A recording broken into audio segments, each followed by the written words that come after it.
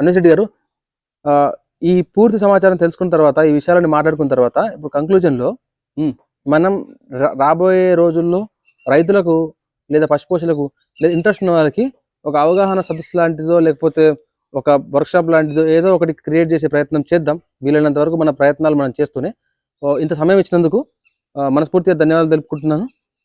మరిన్ని వీడియోస్తో ఇంకెలాంటి సందేహాలు వచ్చినా, ఎలాంటి సమస్యలు వచ్చినా మిమ్మల్ని కలిసే ప్రయత్నం చేస్తాను. మీ ద్వారా కొన్ని విషయాలు చెప్పే ప్రయత్నం చేస్తాను. ఇది ఏదైనా రైతుల మంచి కోసమే, పశుపోషకుల మంచి కోసమే. అదేవిధంగా మాకు మేముగా కొన్ని విషయాలు నేర్చుకుంటూ మిమ్మల్ని అడిగి తెలుసుకునే ప్రయత్నం మాత్రమే. కాబట్టి ఇంత సమయం ఇచ్చినందుకు ఖచ్చితంగా ధన్యవాదాలు తెలియజేస్తాను. ఈ ఫీల్డ్లో ఎప్పుడు కూడా మనకు తెలుసుకునేది ఏమి ఉండదు. ఇప్పటికీ ఇంట్లో ఇదే 24 గంటలు ఏదో చూస్తూ ఉంటాం, ఏదో స్టడీ చేస్తూ ఉంటాం. ఎందుకంటే ఇది ఎప్పటికీ అయిపోయేది కాదు. ఓకే, బ్రీడింగ్ దీని గురించి అంటే ఓకే, ఒక అవగాహన వచ్చిన అది వేరు.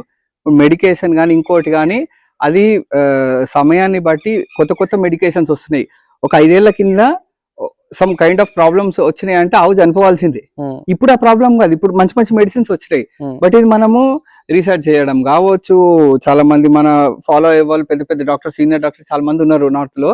సో వాళ్ళ బ్రీడింగ్ సర్కిల్ మనకు ఉన్నారు కాబట్టి వాళ్ళ ద్వారా అట్లా ఇట్లా తెలుసుకొని మనం కూడా ఎక్స్పెరిమెంట్ చేసి తెలుసుకునే చాలా ఉన్నాయి. ఓకే, ఇది ఇంపాసిబుల్ ఆవు చనిపోవడు, ఇది బతకదు అనుకున్న బతికియడం కావచ్చు.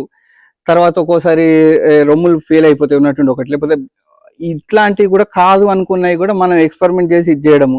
తర్వాత కొత్త మెడిసిన్ వచ్చిందంటే ఒకటి చాలా వరకు కొంతమంది మనకి మెడికల్ రిప్రజెంటేటివ్ కూడా ట్రై చేయండి సరే దీనికని చెప్పి ఇస్తారు. రెండోది వాళ్ళు ఇచ్చిన ఇవ్వకుండా కొత్త మెడిసిన్ వచ్చిందంటే నాకు డబ్బులు ఎక్కువ ఎందుకు ఖర్చు అవుతాయి అంటే ఇంత మనం డబ్బులు పెట్టి ప్రతి మెడిసిన్ కావచ్చు, మినరల్ మిక్సర్స్ కావచ్చు, కొత్తది ఒకటి వచ్చిందంటే పలానా ప్రాబ్లం కోసం కదా అని చెప్పి ట్రై చేస్తూ ఉంటాం.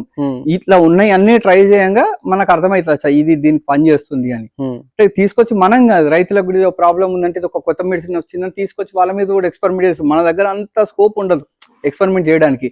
బట్ రైతుల దగ్గర ప్రాబ్లం ఉన్నది మనం తీసుకొచ్చి వాళ్ళకి ఇస్తూ ఉంటాం, అరే చూడమని చెప్పి. అట్లా నేర్చుకునే చాలా ఉన్నాయి. ఓకే, సో ఇది ఒక రోజుతో అయిపోయేది కదా, మనం కూడా బ్రతుకున్న రోజు మనము రోజు నేర్చుకోవడమే. ఇది రైతు శాస్త్రవేత్తలాగా నడుస్తూనే ఉండాలి, అప్పుడే మనం బతకగలుగుతాం, లేకపోతే కుదరదు. మనకు తెలుసుకున్న దాంట్లో మన ఎక్స్పీరియన్స్ ఇన్నేళ్లలో మనము ఏది కరెక్ట్ అన్నది మనం తెలుసుకునేది మనం షేర్ చేసుకోవడానికి ఎప్పుడైనా రెడీ. ఈ రోజు ఒకటి చెప్తాం కావచ్చు, మెడిసిన్ పరంగా చెప్తున్నా, ఒక 2-3 ఏళ్ల తర్వాత ఇంకా బెటర్ది వస్తుండొచ్చు. అవును, అట్లా ఖచ్చితంగా సార్, ఇది ఆలోచించదగ్గ విషయమే. ఇది ఎక్స్పీరియన్స్ తో మాత్రమే తెలుసుకోగలిగే విషయాలు. సో ఇలాంటి సమస్యలు చాలా వస్తుండొచ్చు ఫ్యూచర్ లో. సో ఈ విషయాల గురించి అన్నిటికీ నేను మీతో మాట్లాడుతూనే ఉంటాను, తెలుసుకునే ప్రయత్నం చేస్తాను. అదేవిధంగా వీలైనంత మందికి తెలియజెప్పే ప్రయత్నం కూడా చేస్తాను. ఈ ప్రాసెస్ లో రైతులు ఖచ్చితంగా లబ్ధి పొందుతారు. అదేవిధంగా గోవుల పట్ల ఎంత నాలెడ్జ్ వాళ్ళకు ఉంటే గోవు కూడా వాళ్ళ దగ్గర అంతే సుఖంగా, అంతే హ్యాపీగా, అంతే క్వాలిటీతో ఉంటుందన్న నమ్మకం నాకు గట్టిగా ఉంది.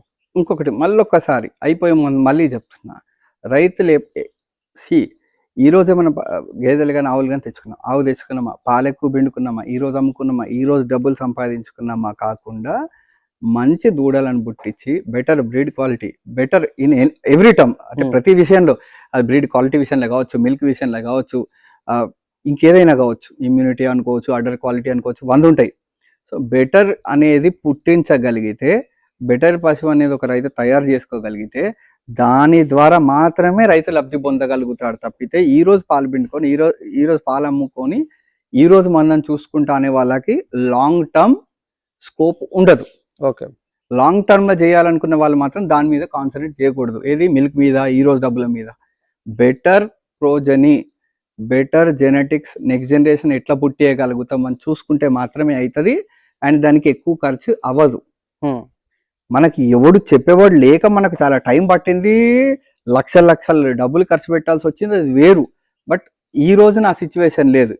ఇప్పుడు నువ్వు 2 స్టేట్స్ తిరుగుతున్నావు, నీ దగ్గర చాలా సెమెన్ ఉన్నది, నువ్వు వాళ్ళకి సజెస్ట్ చేయగలుగుతావు, వాళ్ళకున్న బడ్జెట్ లోనే మంచి సెమెన్, రైట్?